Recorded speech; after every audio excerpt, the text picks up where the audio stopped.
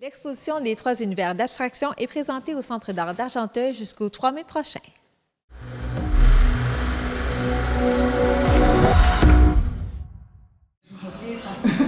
Daniel Caron, Roberto Agro et Claude Melançon sont les trois artistes dont leurs œuvres sont exposées au 585 rue principale à La Chute présentement. Moi, je fais de la peinture. J'ai donc répondu à un appel de dossier avec mon copain Roberto. On est voisins. Et puis, on a été acceptés. Ils nous ont jumelés aussi avec Claude parce qu'ils trouvaient qu'on avait un univers pictural qui s'associait bien, qui était compatible. Ça fait peut-être une dizaine d'expositions que je fais avec elle. Et un trio comme ça pour vous? Un trio, non, c'est la première fois. Et puis, comment est-ce que vous trouvez ça? Très intéressant parce que on échange beaucoup et puis l'évolution de la peinture pour chacun d'entre nous est intéressante à écouter et puis ça nous apporte des éléments pour nous. C'était la première fois qu'avec un trio, avec d'autres artistes, non, mais d'autres qui font abstrait comme moi, non. C'était la première fois. Puis c'est bien le fun de voir tout ce qui se fait. Les gens sont c'est toujours différent. Ouais. Avant même de parler de vos œuvres, parlez-nous un peu de vous. Donc, je sais que vous êtes la Chutoise depuis 3 ans, mais vous êtes native d'où? Et à quel moment l'art est entré dans votre vie? Moi, je suis née à l'île d'Anticosti. Quand je parle de nature, je suis née sur une île complètement entourée d'arbres et d'eau. Et j'ai fait du bateau aussi. On avait un petit voilier. Fait que la nature m'a énormément inspirée.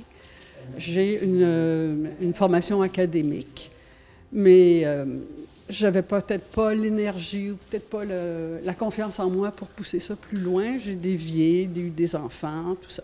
Et puis un jour, je me suis retrouvée à l'Atelier du geste à Montréal, qui prônait la liberté du geste. On oublie les contraintes, on oublie nos acquis. Et puis, on joue avec la couleur, les pinceaux. On ne s'arrête pas parce qu'il y a un petit accident, on continue. Ça m'a libérée complètement. Puis ma créativité a vraiment s'est affirmée à ce moment-là. Je suis natif de Rome, en Italie, et l'art est rentré en moi de 2 façons. Étant donné que je suis biologiste de formation, j'ai vu au microscope et au binoculaire des affaires vraiment merveilleuses. Et donc, c'était ma première raison. Le reste, c'est qu'en observant les tableaux de Salvador Dali et de Picasso, ça m'a stimulé. Et j'ai profité de l'occasion parce que Daniel Caron, qui est une amie à moi depuis 50 ans, ça ne nous rajeunit pas, mais c'est le fait. Elle m'a invité à aller voir son atelier et de là, j'ai commencé. Il y a peut-être 15 ans, 17 ans, quelque chose comme ça. Natif de Montréal, j'habite maintenant à Blainville. J'ai commencé à peindre, ça fait à peu près une quinzaine d'années.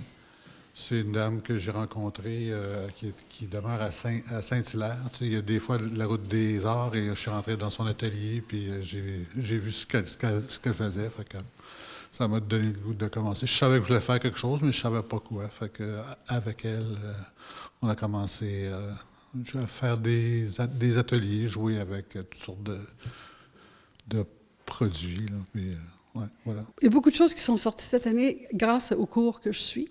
Et elle nous a fait réfléchir sur qu'est-ce que l'art, qu'est-ce que ça nous apporte, qu'est-ce qu'on veut exprimer.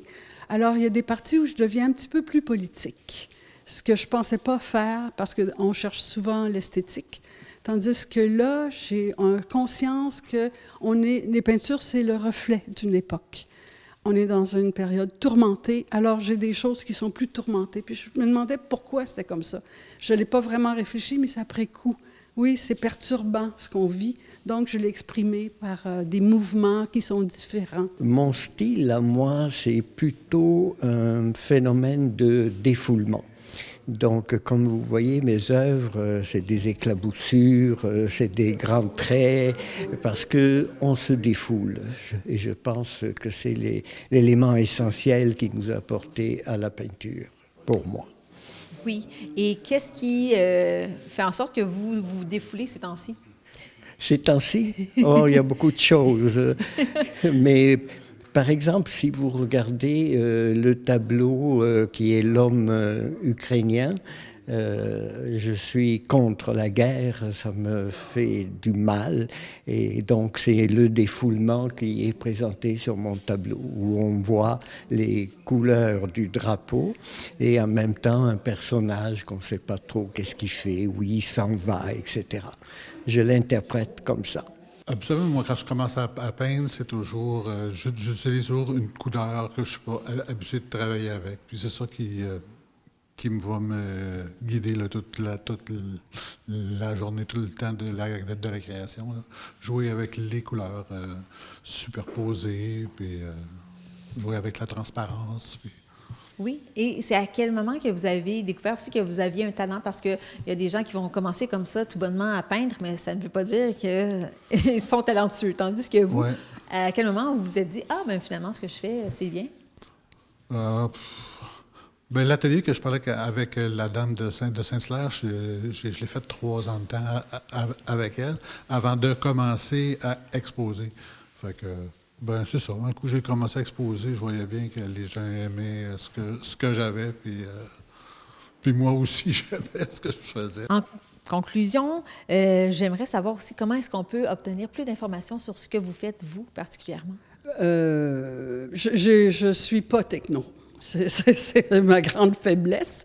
J'ai sur Facebook, Danielle Caron, artiste peintre, mais il y en a plusieurs. J'ai mon site pas mon site Internet, mais mon adresse courriel où je peux... Mais j'essaye de me trouver un portail. J'ai commencé, mais ce n'est pas tout à fait fini. Mais on peut toujours communiquer avec la galerie. Puis je devais donner des ateliers ici à la galerie aussi, au mois de juin, entre autres, sur le lâcher-prise, puis avec des personnes âgées ici. Comment est-ce qu'on peut vous suivre? Ah ben, principalement sur Facebook, où je mets mes œuvres. J'essaie de me faire une page à moi pour la mettre. Puis il y a Instagram aussi, que je place mes œuvres. Et qu'est-ce qui s'en vient? Est-ce que vous avez d'autres projets en tête? Oui, j'ai une autre exposition à faire à Ville-Mont-Royal, parce que je fais partie d'un groupe de peintres de Ville-Mont-Royal qui s'appelle TRAM et que ça se fait vers le mois de mai pour l'année 25. À chaque année, il y en a une.